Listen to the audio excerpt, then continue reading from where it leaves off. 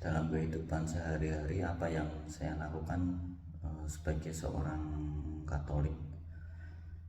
Tentunya sebagai seorang manusia yang tidak jauh dari sempurna, saya sebagai manusia biasa yang mempunyai sebuah iman, beriman Katolik, mempunyai ajaran-ajaran Katolik, di mana ajaran Katolik itu mempunyai sebuah hukum cinta kasih, di mana Yesus Kristus mengajarkan kepada kita semua sebagai umatnya, dalam menjalankan kehidupan sehari-hari. Yesus Kristus tidak pernah memandang bulu apa yang Yesus Kristus temukan di kehidupannya waktu itu, entah itu orang lumpuh, entah itu orang buta, entah itu orang kusta, entah itu perempuan yang zina. Yesus Kristus tak memandang itu. Karena apa? Karena yang diajarkan oleh Yesus Kristus adalah sebuah hukum cinta kasih. Dari pengalaman pribadi saya yang saya lakukan sebagai seorang Katolik di kehidupan sehari-hari, saya sebagai seorang manusia yang biasa, saya hanya bisa menjalankan seperti saya tetap memberikan santunan-santunan kecil walaupun tidak seberapa besar kepada orang-orang yang membutuhkan, kepada orang-orang yang memerlukan, terutama orang-orang yang lebih kekurangan dari saya. Lalu saya juga dalam menjalankan pekerjaan saya juga kepada tenaga kerja saya juga tidak pernah memberikan sebuah ibaratnya hukuman yang sangat tidak adil. Jadi hukuman yang tidak adil itu saya juga melihat apakah sebuah usahanya dari tenaga kerja saya itu, apa yang bisa saya hargai dari itu. Jadi sebuah kesalahan itu tidak bisa dinilai dari kalau kamu sudah salah ya salah. Tapi kalau buat saya, karena saya mendalami sebuah ajaran cinta kasih, saya mempertimbangkan apa yang sudah kamu perbuat, apa yang sudah kamu usahakan adalah sebuah nilai pembenaran bagi saya, untuk saya bisa memaafkan kamu atas kesalahan yang kamu buat. Jadi hal-hal seperti itu yang sering saya lakukan di kehidupan saya sehari-hari saat ini. Saya berusaha untuk tetap adil, tetap mau memaafkan apapun kesalahan. Saya tidak langsung mau menghukum, saya mempertimbangkan semuanya dengan landasan cinta kasih. Mungkin seperti itu di kehidupan sehari-hari yang saya lakukan sebagai seorang Katolik. Alasan saya beragama Katolik, alasan pertama saya adalah seorang anak yang sudah dibaptis oleh kedua orang tua saya untuk menjadi seorang Katolik. Walaupun di mana baptis bayi adalah merupakan sebuah tanggung jawab dari orang tua kepada Yesus Kristus untuk memberikan ajaran kepada anak-anaknya dan membekali pendidikan kepada anak-anaknya tentang apa Katolik itu.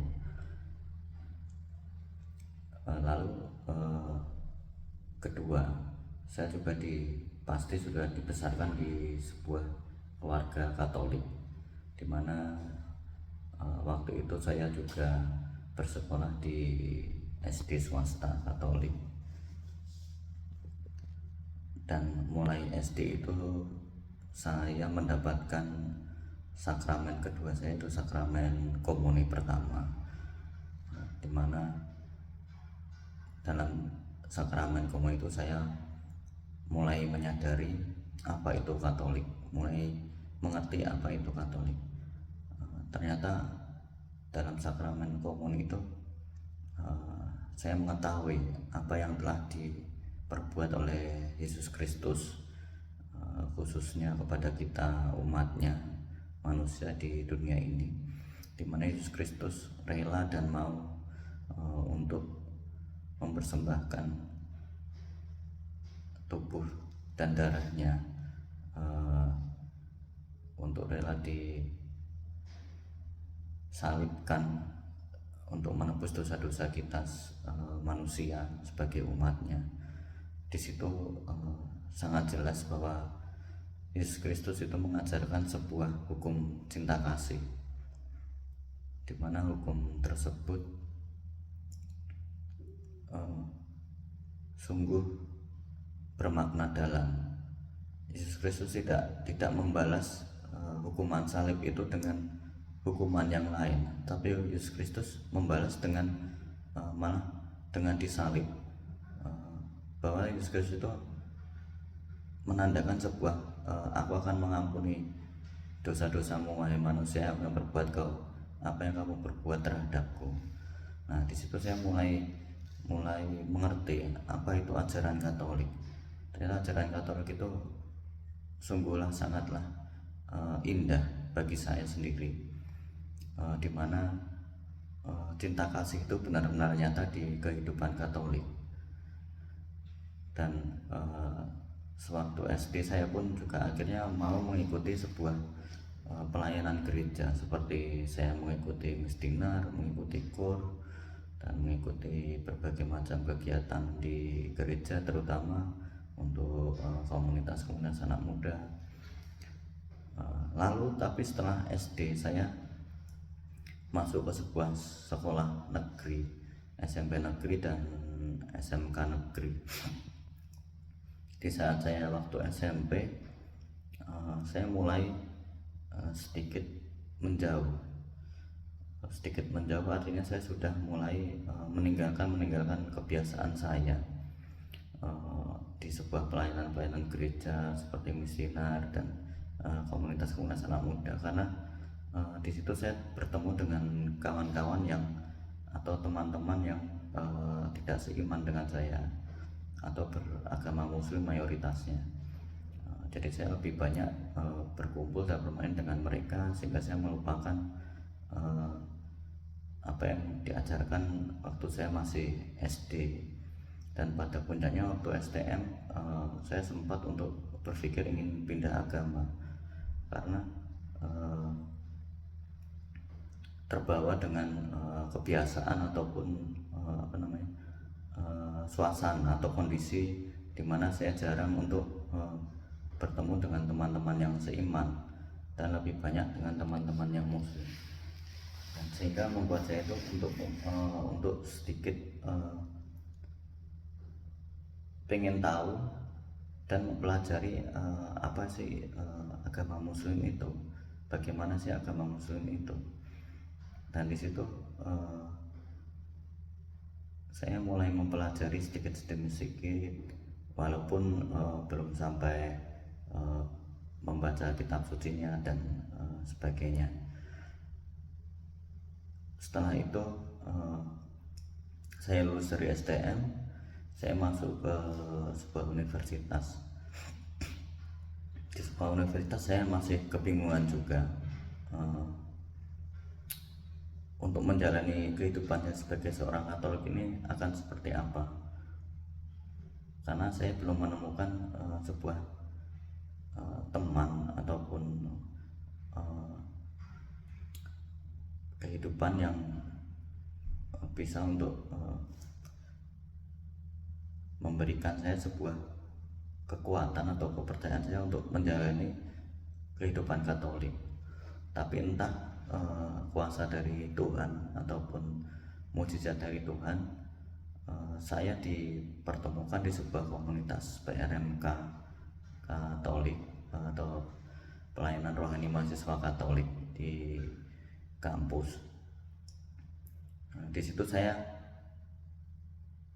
mendapatkan sebuah pertanyaan yang sangat mengena bagi hati saya. Saya ditanya, dosa apakah yang terbesar menurutmu selama kamu menjalani hidup di agama Katolik? Dan di situ saya sangat sangat terharu, sangat merasa berdosa. Saya teringat bahwa saya sempat meninggalkan Yesus Kristus selama 6 tahun ini. Saya sadar saya salah waktu itu. Kenapa saya tidak mencari, kenapa saya harus menunggu apa yang diberikan oleh Tuhan kepada saya. Kalau saya waktu itu mau mencari, saya tidak akan berpikir untuk saya akan berpindah agama dan meninggalkan agama Katolik. Dan itu saya merasakan sebuah teman-teman yang seiman saya kembali. Saat saya cerita tentang masalah itu, mereka juga tidak menyalahkan saya pribadi. Mereka justru menguatkan saya, mendampingi saya, dan memeluk erat saya bahwa itu bukanlah suatu kesalahanmu. Memang itu adalah sebuah cobaan buat kamu, di mana kamu harus mampu memanggul salibmu sendiri, seperti yang telah Yesus Kristus ajarkan. Jadi teman-teman senior saya waktu itu membimbing saya seperti itu. Saya sangat terharu, saya sangat gembira. Akhirnya saya inilah jalan yang ditunjukkan Tuhan kepada saya. Saya akhirnya menemukan kembali sebuah kepercayaan dan penguatan kepada saya untuk menjalani iman Katolik saya. Dan tak berhenti sampai di situ, saya juga masih dalam PRMK masih aktif.